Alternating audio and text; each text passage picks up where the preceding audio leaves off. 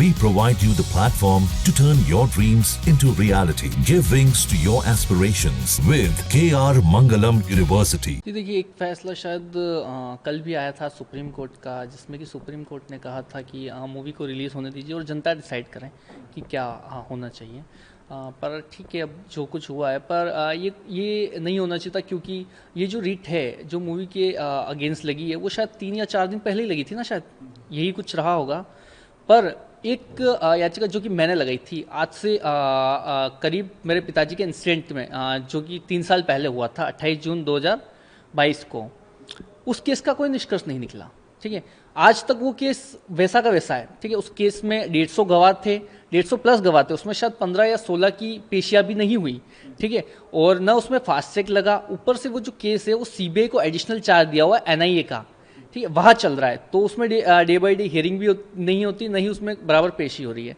ठीक है, और वही 3 साल से किसी केस में अपराधियों को सज़ा नहीं मिली, वीडियो सबूत वगैरह सब कुछ होने के बावजूद, और जब एक हकीकत एक मूवी के ज़रिए देश को दिखाना चाहता है कोई, ठीक है, कि उस समय क्या हुआ था 28 जून 2022 को, तो उसके लिए पूरा एक संगठन खड़ा हो जाता है, जमीयत उलमा हिंद, ये मौलाना मदनी जी आ जाते हैं कि नहीं, मूवी पर रोक लगनी चाहिए, मूवी पर रोक लगनी चाहिए। और सिर्फ 3 दिन के अंदर हमें पता चल रहा है कि मूवी पर रोक भी लग गई। मतलब कितना हमारा जो कानून है वो कितना तेज़ है ना, एकदम फास्ट।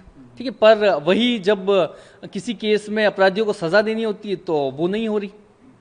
बहुत मतलब गंभीरता से सोचने वाली बात है। सुप्रीम कोर्ट जा रहे हैं, अमित जी ने बोला है, तो आप क्या उम्मीद करते हैं? जी बिल्कुल, अब हाई कोर्ट में जिस तरीके से लिया है कि इसको, और जो प्रोड्यूसर सर है उन्होंने बोला है कि इसको सुप्रीम कोर्ट में भी ले जाएंगे और देखते क्या होगा आगे।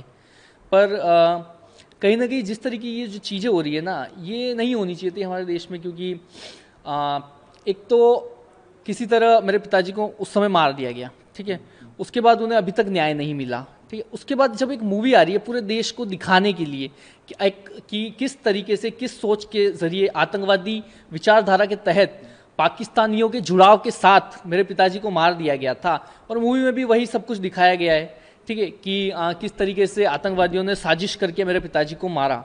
ठीक, पर इसी के अगेंस्ट पूरा एक संगठन खड़ा हो जाता है। पता नहीं उनको क्या दिक्कत है, क्या सहानुभूति है आतंकवादियों से।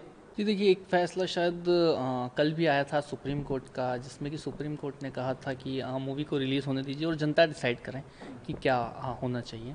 पर ठीक है, अब जो कुछ हुआ है, पर ये नहीं होना चाहिए था, क्योंकि ये जो रिट है जो मूवी के अगेंस्ट लगी है, वो शायद 3 या 4 दिन पहले ही लगी थी ना, शायद यही कुछ रहा होगा।